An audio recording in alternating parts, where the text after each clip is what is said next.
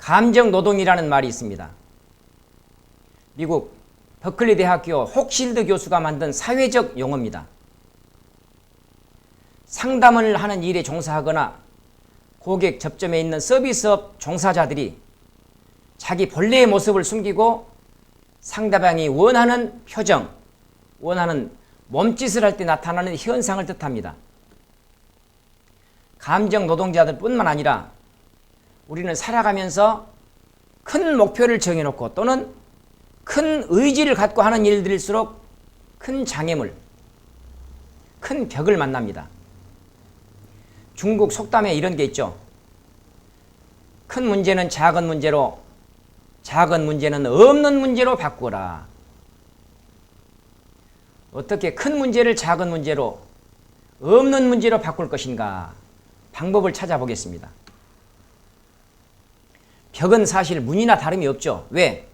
뚫리기만 하면 통로가 되니까요. 뚫는 과정에서 받는 것이 스트레스입니다. 스트레스란 내가 이해하거나 받아들일 수 없는 상황일 때 생기는 것이죠. 그렇다면 내가 상황을 이해하거나 받아들여 버리면 스트레스 받을 일이 없습니다. 구체적인 방법론입니다. 먼저 감정의 정리 과정에 대해 살펴볼 필요가 있습니다. 1년 전에 겪었던 스트레스, 어제 있었던 짜증, 지금은 그다지 크거나 현재 존재하지 않습니다. 이유가 뭐죠? 시간의 흐름에 따라서 감정이라는 것은 없어지는데 어떤 단계를 거쳐서 없어질까 이겁니다. 첫 번째 단계입니다. 예상치 못한 일을 만나면 우리는 충격을 받고 허탈해집니다. 힘이 쫙 빠집니다. 두 번째 단계, 분노하고 화를 내는 단계입니다. 뚜껑이 열리는 단계. 사람에 따라서 이 기간이 길게 가는 사람이 있습니다. 저 같은 경우는 아무리 예상치 못한 일을 만나더라도 2분 이상 가지 않습니다. 이유는 왜 하필이면 이것이 아니라 그럴 수 있어. 세 번째 단계, 수용하고 인정하는, 받아들이는 단계입니다. 수용하고 인정하지 못하면 길게 가고 수용하고 인정해버리면 바로 네 번째 단계, 대책을 세워서 해결하게 되는 거죠. 살아가면서 왜 짜증나는 일이 없겠습니까? 그럴 때 얼른 이 네 단계를 떠올려 보시기 바랍니다. 네 단계 중에서 나는 지금 언젠가는 풀릴 감정인데 어느 단계에 현재 들어서 있을까 생각하는 순간 상황을 객관적으로 볼 수 있는 눈이 생깁니다. 그때 뭔가 떠오르는 것, 내 나름대로 방법이 찾아지는 것, 이것을 우리는 통찰이라는 말로 표현합니다. 상황을 받아들일 수 없을 때 받아들일 수 있는 좋은 방법이 있습니다. 자, 따라해 봅시다. 이 세상에는 내가 컨트롤할 수 없는 일들이 너무 많아. 이 세상에는 내가 컨트롤할 수 없는 일들이 너무 많습니다. 이렇게 받아들여 버린다면 수용하고 인정하는 데 도움이 되지 않을까. 사실 스트레스 자체는 무조건 부정적인 면으로 볼 필요는 없습니다.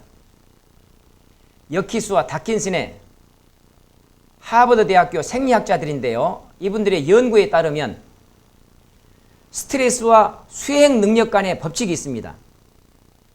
스트레스가 너무 낮을 때, 스트레스가 너무 높을 때, 이 상태보다는 가운데 중간에 있을 때 오히려 집중을 부르는 양념이다. 중간 단계에 있을 때 스트레스는 오히려 성장의 비료가 된다. 이게 바로 유스트레스입니다. 반대로 너무 낮거나 너무 높은 거, 이것은 디스트레스로 표현하죠. 리처드 칼슨이 얘기했습니다. 스트레스를 없애는 열쇠는 스트레스를 만들어내는 것이 내 자신임을 아는 데 있다. 그러기 위해서 제가 생각했습니다. 스트레스를 어떻게 하면 없앨 수 있을까? 눈에 보이는 뭔가 현상을 참고하면 좋겠다 해서 제가 떠올렸던 것이 물입니다. 물처럼 살면 되겠구나. 인터넷을 뒤져보니까 2500년 전에 이미 물처럼 살아라. 상선약수다. 최상의 선은 물이니라. 이미 노자가 했던 말이 있었습니다. 물은 어떤 특성이 있을까요? 세 가지. 유연합니다. 자기의 모습을 규정해 놓지 않습니다. 나는 잘난 모습, 지위가 이 정도인데 유연성. 두 번째, 진퇴를 합니다. 그러다가 웅덩이가 있습니다. 내 능력이 아직 부족한가 봐 해가지고 아래에서부터 차근차근 자기 능력을 다시 쌓습니다. 다 채우고 나면 드디어 넘어가거나 돌아가거나 역량과 능력을 갖췄을 때 드디어 나아갈 줄 압니다. 진퇴를 안다. 세 번째는 겸손합니다. 이 세상에 물 없이 존재할 수 있는 생명이 어디에 있겠습니까? 그런데 끊임없이 아래로 흐르죠. 아래로 흐르고 흘러가지고 결국은 강이 되고 바다가 됩니다. 이게 노자의 얘기고 지금부터는 저의 얘기입니다. 바다로 가더니 육대주를 다 아우릅니다. 포용해버립니다. 그러면서 육대주에서 들어오는 온갖 오물 쓰레기마저 수용하고 정화해버립니다. 이 바다의 뛰어난 정화 능력은 어떻게 해서 생겨났을까 보니까 제 나름대로 찾은 답이 2.7% 정도 되는 바닷속의 염분, 이것이었습니다. 그렇다면 인간관계에서 2.7% 정도 되는 바닷속의 염분, 그 성분을 내 것으로 만들 수 있는 방법은 없을까? 모든 사람들을 포용할 수 있는 능력을 갖고 어떤 짜증, 어떤 스트레스도 쉽게 해소할 수 있을 텐데 세 가지 문구로 정리해 봤습니다. 첫 번째, 못난 면도 보여주자. 힘을 빼자는 얘기입니다. 우주는 균형의 원리입니다. 나의 잘난 면을 보이려고 하면 바깥으로 사람들이 모든 기운이 빠져나갑니다. 반대로 내가 못난 면을 보여주려고 내 스스로 힘을 빼면 바깥에서 이렇게 기울여진다. 그래서 주위에 좋은 기운이 나에게 올 수 있다. 두 번째, 가는 말만 곱자. 끝. 신호등이 없는 교차로에서 내가 먼저 진입을 했습니다. 저쪽에서 웽 하고 차가 다가옵니다. 바쁜 일이 있는 모양이구나. 일시 정지해가지고 양보를 해줬습니다. 기대를 하게 되겠죠. 손을 흔들어주거나 땅 하면서 신호를 보내주거나. 근데 그냥 쳐다보지도 않고 쌩 지나갑니다. 마음에 상처를 입을 수 있죠. 괜히 양보를 해줬잖아. 다음에는 절대로 내가 양보를 해주나 봐라. 전부 자기 일이 바쁩니다. 여가가 없는 겁니다. 변화의 속도가 너무 빠르잖아요. 따라서 내가 상대방에게 선의를 베푸는 거, 친절한 말을 했던 거, 감정노동, 나의 겉모습을 그렇게 했던 거, 그것은 내가 하고 싶어서 했던 것이야. 그걸로 끝. 기대를 하지 않는데 가끔씩 옵니다. 이때의 희열감은 말로 표현할 수 없습니다. 세 번째는 나지사 기법입니다. 구나, 갯지, 감사의 끝글자입니다. 사례를 들어보겠습니다. 지금 여기가 옷가게입니다. 매장에서 내가 주인 입장이든 종업원 입장이든 상관없습니다. 손님이 몇 명 오더니 입어보고 벗어보고 들쩍들쩍 하더니 1시간 동안 매장을 구경하다가 그냥 하나도 사지를 않고 그냥 그대로 빠져나가 버립니다. 감정이 엉망이 되겠죠.